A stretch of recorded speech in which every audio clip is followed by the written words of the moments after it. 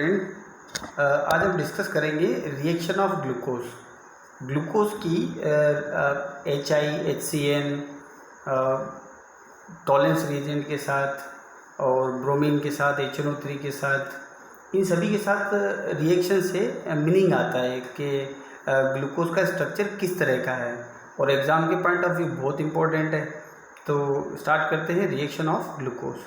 तो ग्लूकोज का जो स्ट्रक्चर है, मॉलिक्यूलर फार्मूला ऐसे लिखते हैं C6H12O6, और इसका जो फिक्सचर फॉर्म है वो इस तरीके से होगा। यहाँ पर एल्डिहाइड ग्रुप है CHO OH OH H OH, और यहाँ पर इसका opposite H HO H H, और यहाँ है CH2OH। इसको बोलते हैं open chain structure of glucose. ये फिक्सचर फॉर्म भी कहलाता है, open chain structure fixture form. इसमें 4 कायरल कार्बन होते हैं। मैं वीडियो डालूंगा इसके लिए स्पेशली। तो इसको अब देखो, रिएक्शन पैटर्न में जब लेना है तो रिएक्शन पैटर्न के लिए हम लोग इस तरह का स्ट्रक्चर बनाते हैं। जैसे यहाँ कार्बन है 4, तो यहाँ कार्बन है, उसके साथ OH है, इधर H है। तो क्या करना है अपने को, ये C और ये OH हो गया और ये H हो गया, तो ये क्या हो गया CHOH। तो इसको कंबाइंड फॉर्म में इस तरीके से लिखते हैं CHOH। और ये कितने टाइम्स आ रहा है, 1 2 3 4, या 4 कर दिया, और इधर नीचे CH2OH इस तरीके से। अब फिर इसका स्ट्रक्चर बनाते हुए हम लोग इसकी रिएक्शन को फॉलो करें। जैसे पहली रिएक्शन इसकी होती है, अगर आप फर्स्ट रिएक्शन इसकी देखें तो इसकी रिएक्शन में HI के साथ हीट कर रहा हूँ, हाइड्रोआयोडिक एसिड के साथ इसे हीट कर रहा हूँ। जब भी ग्लूकोज को हाइड्रोआयोडिक एसिड के साथ HI के साथ हीट करेंगे तो ये बनाता है हेक्सेन C6H14। अब हेक्सेन का स्ट्रक्चर होता है CH3 CH2 CH2 CH2 CH2 1 2 3 4 5 and then 6 CH3। This is hexane. तो ये हेक्सेन मैंने यहाँ बनाया। तो ग्लूकोज का जब HI के साथ रिएक्शन होकर हेक्सेन बनेगा, normal hexane, straight chain normal hexane, तो ये रिएक्शन हमें ये इसके बारे में इन्फॉर्म करवाती है कि ये इन्फॉर्मेशन देती है कि ग्लूकोज के पास कहीं ना कहीं जो कार्बन है वो 6 हैं और सारे के सारे स्ट्रेट लाइन में। This reaction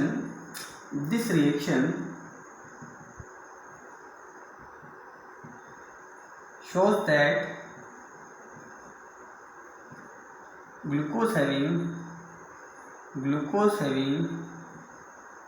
6 carbon in straight chain,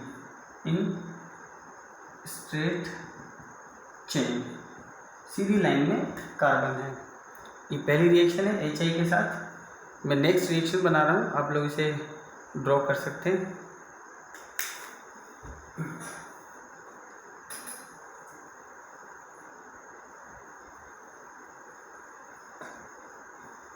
second में ले रहा हूँ ग्लूकोज CHO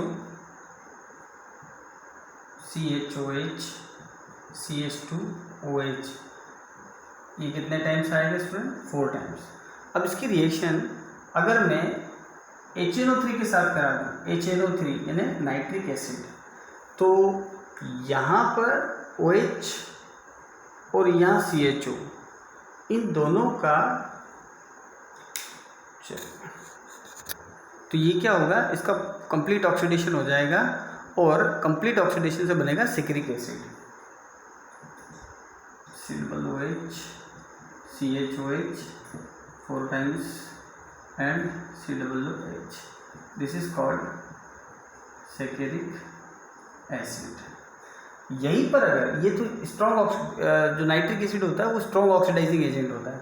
अगर हम यहीं पर माइल्ड ऑक्सीडाइजिंग एजेंट यूज़ करें, इसी रिएक्शन को अगर मैं ब्रोमीन वाटर के साथ लेता हूँ, अगर यही ग्लूकोज को ब्रोमीन वाटर के साथ लूँगा तो यहाँ पर बन जाएगा ग्लूकोनिक एसिड। ग्लूकोनिक एसिड में हमारे पास एक तरफ COOH रहेगा लेकिन दूसरी तरफ वही ग्रुप रहेगा, है ना। तो यहाँ पर ब्रोमीन वाटर के साथ जब रिएक्शन होगी तो COOH CHOH 4 टाइम्स और यहाँ CH2OH। ये दोनों ही रिएक्शन अगर फर्दर इसका ऑक्सीडेशन हो जाए तो भी ये रिएक्शन इस तरीके से होगी। तो चाहे HNO3 से ऑक्सीडेशन हो रहा हो तो यहाँ पर हमारे पास सैकरिक एसिड बन रहा है, और माइल्ड ऑक्सीडाइजिंग एजेंट है तो यहाँ पर ग्लूकोनिक एसिड बन रहा है। तो ये दोनों ही रिएक्शन हमें ये बताती है कि glucose having this reaction shows that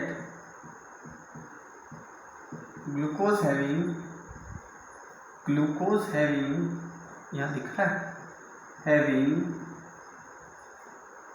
primary OH group, primary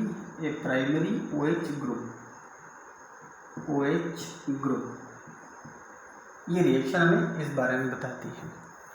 okay student, इतना क्लियर। अब नेक्स्ट लेते हैं जैसे टॉलेंट रिएजेंट के साथ।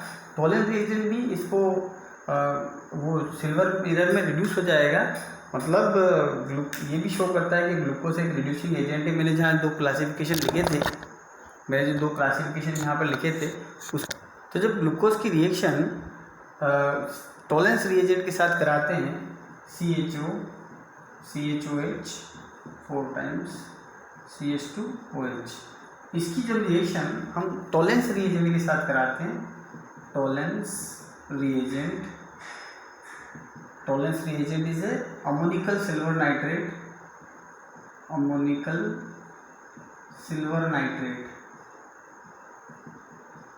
Nitrate is called Tollens reagent.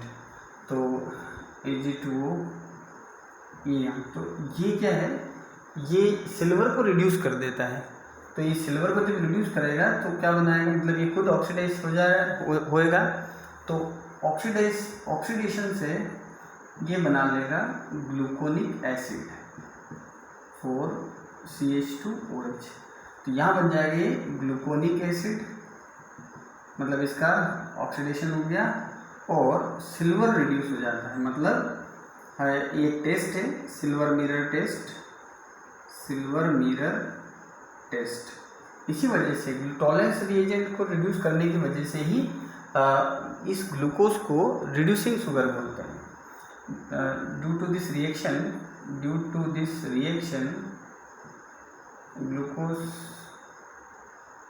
Glucose चूँकि ये मोनोसेकेराइड में आ रहा है और सारी मोनोसेकेराइड यूनिट जो है, जितने भी मोनोसेकेराइड्स हैं वो सारे के सारे रिड्यूसिंग नेचर के होते हैं। Glucose is a reducing sugar, glucose जो है वो रिड्यूसिंग शुगर है। अब इसके अंदर ग्लूकोज के अंदर एल्डिहाइड ग्रुप है। अब अगर हम ग्लूकोज की बात कर रहे हैं तो ग्लूकोज के अंदर एक एल्डिहाइड ग्रुप है, और इस एल्डिहाइड का कन्फर्मेशन भी होता है दो रिएक्शन से। एक HCN से करा दो जिसमें साइनोहाइड्रिन बनेगा, और अगर हम इसकी हाइड्रोक्सिल अमीन के साथ रिएक्शन कराते हैं तो ऑक्सिन का फॉर्मेशन होगा। तो ये भी देख लेते हैं।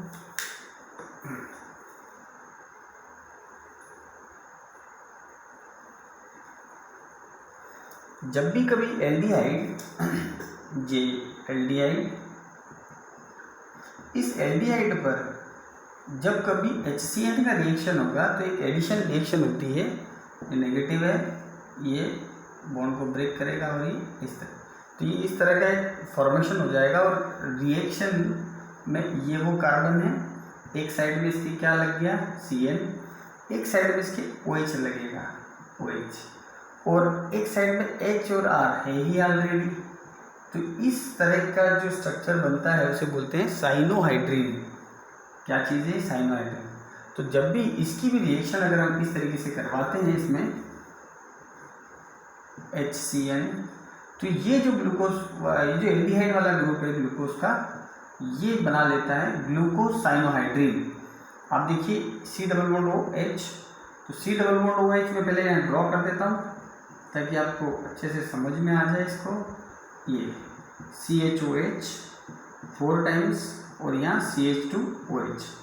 इसका देखो ज़रा आप, ये नेगेटिव वाला पार्ट है, ये अटैच हो जाएगा इसके ऊपर, तो ये जब अटैच होगा इसके ऊपर तो ये बॉन्ड ब्रेक होगा, ये बॉन्ड ब्रेक होगा तो उसको एक्सेप्ट करेगा। तो ये H इसका इस साइड में Cn, तो ये वो स्ट्रक्चर बन गया। इसको क्या बोलेंगे? Cyanohydrin, glucose cyanohydrin.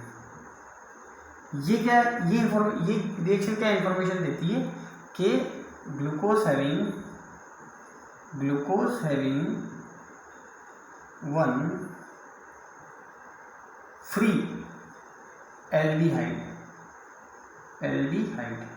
ग्लूकोज के पास एक फ्री एल्डिहाइड है इस रिएक्शन से। सेम ऐसी ही रिएक्शन में जो इंफॉर्मेशन देती है कि इसमें एल्डिहाइड है, वो रिएक्शन है हाइड्रोक्सिल अमीन की, NH2OH। तो इससे ऑक्सीजन बनता है। जब भी एल्डिहाइड के ऊपर हाइड्रोक्सिल, एल्डिहाइड या कीटोन दोनों, एल्डिहाइड और कीटोन के ऊपर हाइड्रोक्सिल अमीन का रिएक्शन होगा तो ऑक्सीजन का फॉर्मेशन होता है। तो ये ऑक्सीजन का फॉर्मेशन कैसे होगा? यहाँ पर पहले मैं बता देता हूँ आपको ऑक्सीजन कैसे बनता है। ये R, ये C डबल बॉन्ड O और ये OH, H, यहाँ ये एल्डिहाइड। तो जब इसके ऊपर NH2OH की रिएक्शन होगी तो इस NH2OH को ऐसे लिखिए H2N और यहाँ फिर OH। तो यहाँ से देखो आप, ये O है, ये H2 है, दिख रहा है यहाँ, ये वाटर बाहर, और N की डबल बॉन्डिंग सीधी कार्बन के साथ होगी। मैं एक बार और आपको ठीक से बताता हूँ। इस तरीके से O, यहाँ H और इधर कोई R, ये एल्डिहाइड है पूरा। इस एल्डिहाइड पर H2N, ये हाइड्रोक्सिल अमीन, ये तो यहाँ से वाटर बाहर और पूरी बॉन्डिंग किसके साथ हो जाएगी? N की डबल बॉन्ड विद कार्बन, ये हाइड्रोक्सिल अमीन, और कैसे ऑक्साइन मिल जाएगा। तो यहाँ पर इसी तरीके से करेंगे। CHO के साथ में क्या करूँगा, इसको आप ऐसे देख लीजिए, C डबल बॉन्ड O, ये O गया, यहाँ से H2 गया, तो O, N की बॉन्डिंग सीधी C के साथ, N की बॉन्डिंग सीधी C के साथ, और इस N के साथ क्या लगा हुआ है? OH, और एक साइड में इसके H, और इधर ये देखिए पूरा एज इट इज H है, ये सिर्फ ये O और यहाँ से H2 और CH OH 4 टाइम्स, और यहाँ बन गया CH2OH। तो ये क्या बना है? ग्लूकोज ऑक्सीजन, तो ये ग्लूकोज ऑक्सीजन जो है ये भी बताता है कि ग्लूकोज के अंदर क्या चीज़ है? एक फ्री एल्डिहाइड है। स्टूडेंट, ये कुछ इंपॉर्टेंट रिएक्शन थी। एक रिएक्शन और है जिसमें हमें ये कंफर्म होता है कि ग्लूकोज के अंदर 4 OH तो यहाँ और 1 OH यहाँ पर है, मतलब 5 OH ग्रुप है इसके पास, और वो है एसिटिक एनाहाइड्राइड के साथ रिएक्शन। एसिटिक एनाहाइड्राइड यानी CH3CO, एसिटिक एनाहाइड्राइड CH3CO O। जब इसकी रिएक्शन इसके साथ होती है ग्लूकोज के साथ, तो ये जो OH वाला है, ये OH बॉन्डिंग ब्रेक होती है, OH पूरा ही, और एसिटिक एनाहाइड्रेट का ग्रुप जुड़ जाता है, एनाहाइड्राइड ग्रुप जुड़ जाएगा। तो ये हमें इन्फॉर्म करता है कि यहाँ से 4 OH है और यहाँ 1 OH, मतलब टोटल ग्लूकोज के पास 5 OH ग्रुप होते हैं। तो ये कैसे करते हैं देखिए, मैं इसको इरेज कर देता हूँ इसको। अब जब एसिटिक एनाहाइड्रेट को देखिए, इसको, ये है CH3C डबल बॉन्ड O, फिर O से बॉन्डिंग है इसका, इस O से, फिर इस O का एक बार और bonding C double bond O CH3। तो यहाँ से ये वाला ग्रुप पूरा अटैच हो जाता है H हटाकर पूरा ग्रुप अटैच हो जाएगा। कहाँ पर? जहाँ पर भी OH ग्रुप लगा है। जैसे ग्लूकोज CHO CH OH कितने टाइम्स? ये 4 टाइम्स, और ये CH2OH। तो यहाँ पर मैं रिएक्शन करा रहा हूँ एसिटिक एनाहाइड्राइड की, एसिटिक एनाहाइड्राइड CH3CO और O। यहाँ पर क्या होना है, ये पहले इसका बना के बताता हूँ, फिर ये चारों एक साथ बन जाएंगे। देखिए CHO, यहाँ CH2OH है, ये CH2, ये O, यानी H हटाया वहाँ से, और एक साइड का जो पूरा बॉन्ड है इधर लगा दिया, C double bond O O, ये 2 बार है और CH3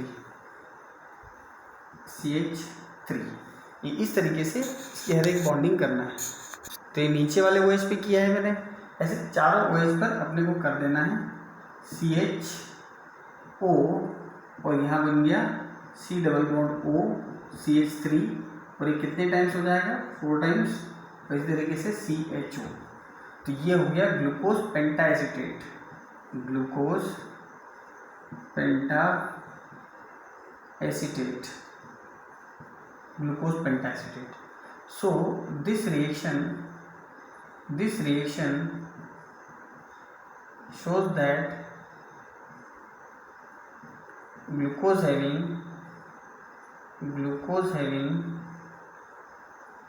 5 OH group,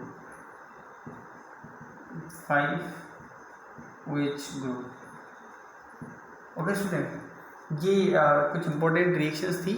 इसके बाद में हम लोग जो है इस ग्लूकोज के स्ट्रक्चर के बारे में पढ़ेंगे कि ये कैसे आया और इसके और क्या क्या स्ट्रक्चर होते हैं, एग्ज़ाम में इम्पोर्टेंट है हमारे लिए। तो स्टूडेंट आज के लिए काफ़ी इतना।